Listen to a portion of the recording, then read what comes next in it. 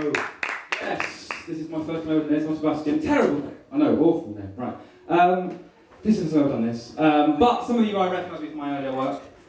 But I think, actually saying that, the viewing figures for Crime Watch this year were low, so you might not have seen me. But I still got a lot of work to get on that. Crime, mainly. A lot of crime. Murders, mainly. They were murders, mainly. But, no, this is something, get out. But actually, I was on Crime Watch so much, they actually inducted me into the Crime Watch Hall of Fame. So that was nice. That was nice. It's nice to get a bit of recognition from your work and from your peers. You know, they had a night. They had a Crime Watch, inductee night. I went along. Got to dress up, dicky bow, tie, suit, made of skin, and it was good. But that was a joke. But this isn't. When I masturbate. See, that got you, see? That might have been a better opener, maybe. I don't know. When I masturbate recently, all I can think about is the face of my ex-girlfriend. How weird is that? Really weird. At first, it really freaked me out, because I thought, what did this mean? Did I still fancy her? Did I still love her? Did I want to kidnap her? What did this mean, right? And I thought, look, you're never going to understand. You're never going to know. This is just one of them things. Whatever happens, say la vie. It'll be alright. And you may never know. And, you just have to leave it. And I thought, still, better late than never. So, that's handy. But I know what you're thinking about that bit. You didn't laugh, because that bit you think, as if you had a girlfriend, ex or otherwise. But no, actually, well, see, yeah, laugh at that. You're wrong. I did have a girlfriend. Her name was Rachel, and she's almost certainly not fucking here tonight. But I don't really care anymore. If people have think I have a girlfriend, this is kind of irrelevant to me now. As a kid, it's really, really important. As now I'm an adult, I have a girlfriend, it's not. But it's fine. I don't care. Obviously, I don't care. That's why I keep talking about it. Okay, it's fine. It's not a big deal, right? But when I was a kid, it was really outwardly important. It was really, really important because you thought, oh, your friends have to know you have a girlfriend. Your best friend needs to know you have a girlfriend. Everyone needs to know you have a girlfriend. And if you didn't, other kids would, would kind of pick on you for not having a girlfriend, right? And obviously, we indulge in this because it's a laugh, right? But I had a friend, and he was obviously a virgin. We were all virgins, but he was the most obvious one, right? So we're right? And we're teasing around our girlfriend. And eventually he snapped, right? He sort of had enough of this. He had enough of us being bastards. I know, we're ashamed. I'm not proud of it. But and he said what I think is actually a very, very common lie that people tell when they want other people to know they have a girlfriend. And I'm sure you've heard this before. We were, giving him shit all the time. And eventually he went, oh, no, right, yeah, I do have a girlfriend.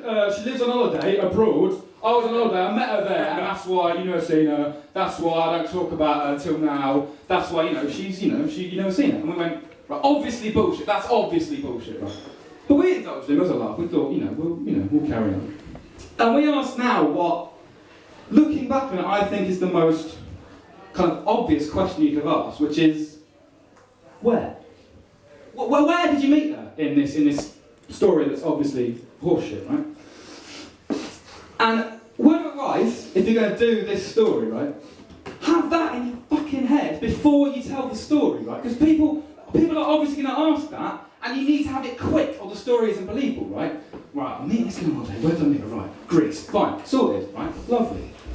My mate, he hadn't thought of this, right? He obviously panicked when we said where.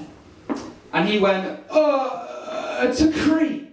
No, that's obviously bullshit, right? Because no one goes on holidays to Crete unless they're, in the army or whatever. So, but we ripped the piss out of him for this lie, and we said we laughed for ages. But looking back on it now, it's still a shit lie to tell. It doesn't get you off the hook of not having a girlfriend, right? Because if you're here, which is, well, Norwich, I guess, and she's here, which is Iraq, you're clearly not fucking going out. Just the sheer logistics of it mean that you're not, it's not going to work. You're obviously not going out, right? I don't know. I find it difficult to see a long-distance relationship working, particularly in this case where the person he's talking to lives in a country where all the computers were replaced by children's tears. So that's not a metaphor, by the way. All the computers in the bin, sent to Afghanistan, the only place worse off than them. They cleared all the computers out, cleared the IT labs, and there's just bottles of children. It's sad, really. That's the last thing they want. They should be happy. They should be, trying to be upbeat. We liberate them. But yeah, I would love to get laid. Obviously. Oh, it would be a springtime treat for me. It really would be, it'd be fantastic. In fact, are any women in the audience who feel like debasing themselves? Oh yeah. We can come backstage. Well, probably not. And we can sort something out. It won't be very good though. No, it won't be very good. What's an apt metaphor? It'll be like spending 7 hours in the departure lounge of Barcelona Airport, unable to leave, just cold, miserable, tired. I had to do that, so I know how taxing that would be. I had to fly back, couldn't leave, can't leave. But the way I got through it, coincidentally, is the same way that I would advise getting through a sexual tryst with myself, right? And yeah, it's the same way. And what I did, and remember, this is the same way. That's the joke. You got to remember that. I slept through most of it, and drank a lot of bottled water. So that seems to keep me hydrated. But yeah. It won't be very good. We've established that. But there are there'll be a couple of advantages that, you may just tempt me, Presumably this is going to take place in some sort of hotel. Somewhere far away from your friends, your family, anyone who might see you with a chubby amateur stand-up, right? And it'll take place in a hotel. And afterwards,